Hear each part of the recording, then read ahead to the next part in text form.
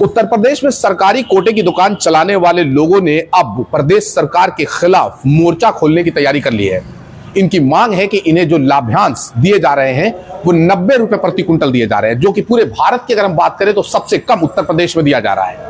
इनका कहना है कि इसके अलावा अन्य प्रदेशों ने लाभांश को कई गुना ज्यादा देकर कोटेदारों को लुभाने की कोशिश की। हालांकि अगर बात करें गुजरात की तो वहां पर फिक्स प्राइस कोटेदारों के लिए तय कर दिया गया है, जो 20,000 रुपए प्रति माह दिया जाता है।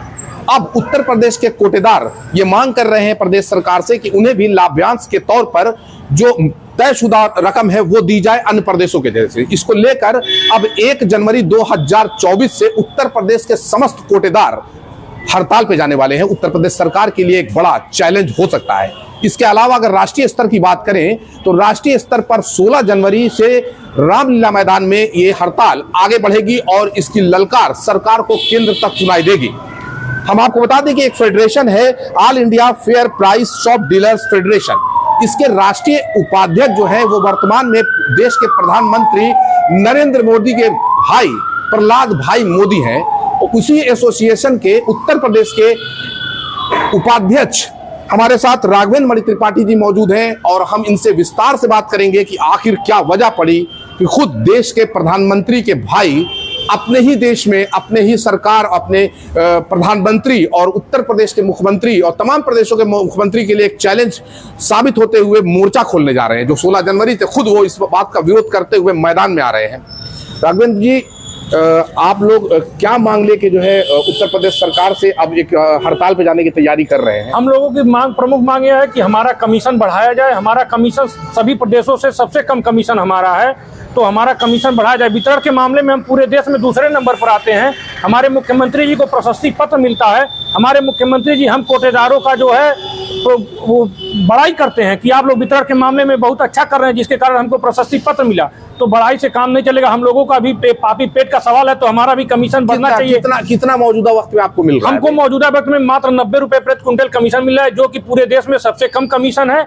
अन्य प्रदेशों में 200 से 230 रुपए प्रति क्विंटल तक कमीशन दिया जा रहा है। गुजरात सरकार 20,000 रुपए मिनिमम गारंटी इनकम प्रत्येक कोटेदार को दे रही है, जबकि वर्ल्ड फूड प्रोग्राम के अंतर्गत 764 रुपया कमीशन देने के लिए कमेटी ने डिसाइड किया हुआ। या ऐसा कोई सरकार रास्ता निकाले कि इनको 50,000 मिनिमम कमाई हो, लेकिन सरकार उस पर ध्यान नहीं दे रही है। मेरा एक सवाल जो है आम लोगों को समझाने के लिए है, लोग बहुत टेक्निकल नहीं समझ पाएंगे, लेकिन जनता ये जाने कि आपको 90 रुपए प्रति क्विंटल अगर मिल रहा है तो एक कोटेदार कितना अनाज उठाता है और महीने में उसकी कितनी आमदनी हो सकती है जो सरकार दे रही है उस वजह से? 35 कुंटल से लेकर के 150 कुंटल तक का आवंटन है, लेकिन 100 कुंटल से ऊपर वाले में मात्र 10% दुकानदार आते हैं। 100 कुंटल से कम वाले में 90% दुकानदार आते हैं। कितने कम लोगों की तो बहुत संख्या है। कम लोगों की संख्या 90% है। 10,000 से कम इनकम वाले जो है 90% कोटेदार हैं, जिनको 10,000 से कम इनकम मिलता है। उसी में उनको तौला मैन को देना है, उसी में उनको जो मशीन चला रहा है ऑपरेटर उसको देना है, उसी में वो गोदाम का खर्चा रखे, उसी में अपना जो है ई पॉस मशीन चलाने के लिए जो नेटवर्क रिचार्ज वगैरह है सारा खर्चा उसी में रखना है। और अरे घटतौली का भी लगातार आरोप लगता है। घटतौली के आरोप लगते रहते हैं। गांव में राजनीतिक कारणों बस भी घटतौली के आरोप लगते हैं। हम मान सकते हैं कि 2-1 कोटेदार कहीं गड़बड़ी कर देते होंगे, जिसको हम स्वीकार कर रहे हैं, लेकिन जो है 99% से ऊपर जो है कोटेदार हम लोग थंब इम्प्रेशन बायोमेट्रिक से वितरण करते हैं। तो जो है आधार राजनीतिक कारणों से भी आरोप लगते रहते हैं। जो देखिए, मैं राघवेंद्र जी ने जो बात कही उसको मैं साफ तौर पे आपको बता देना चाहता हूं कि घटतौली के आरोप लगते रहते हैं और घटतौली के आरोप जो है निराधार नहीं होते। लेकिन आपको मैं ये, चूंकि कोटेदार हैं, सरकार के एक तंत्र का हिस्सा है, ये नहीं कह सकते उन बातों को, लेकिन मैं एक पत्रकार और स्वतंत्र पत्रकार के रूप में इस बात को कहना चाहूंगा कि जिस कोटेदार को मात्र महीने में 3,000, 4,000, 5,000 रुपए की आमदनी होती है, वो कैसे अपने बिजली का खर्च, अपने स्टाफ का खर्च, अपने दुकान का खर्च और इन सब खर्चों से अगर वो कुछ उबर भी जाए तो अपने बाल बच्चों का, अपने परिवार का खर्च कैसे चला सकता है? यानी कहीं ना कहीं वो मजबूर होता है अपने साथ समझौता करने के लिए और लोगों के साथ समझौता करने के लिए। हो सकता है कि वो इन चीजों की मजबूरियों की वजह से घटतौली करता हो।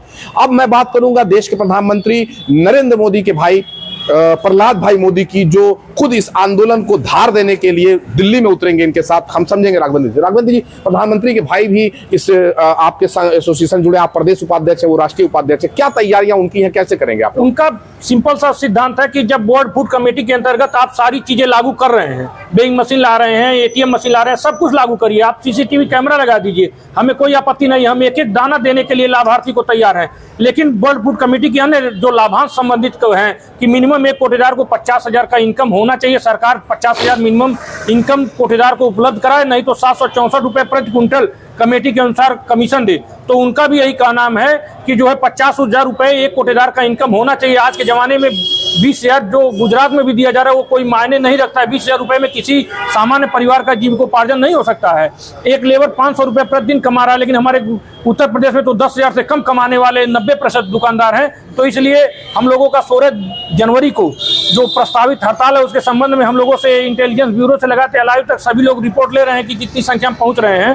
तो पूरे देश में 2800 राज्यों से, 7 केंद्र शासित प्रदेशों से, सभी जगह से सारी जो है प्रदेश कमेटियां पहुंच रही हैं। हम लोगों की संख्या वहां बहुत विशाल होगी। 5,32,000 राशन डीलर में से कम 4 लाख राशन डीलर वहां पहुंचेंगे। ये मैं आपको बता देना चाहता हूं कि कोटेदारों की अपनी मांग है। इस देश में तमाम लोग अपनी अपनी मांगों को लेकर धरना प्रदर्शन करते रहते हैं, लेकिन हमारा देश लोकतंत्र देश, और लोकतंत्र की एक शानदार और खूबसूरत तस्वीर आपको 16 जनवरी को दिखाई देगी, जब देश के प्रधानमंत्री का भाई खुद अपने देश में खड़ा होकर विरोध करता हुआ नजर आएगा। यह है हमारा लोकतंत्र भारत।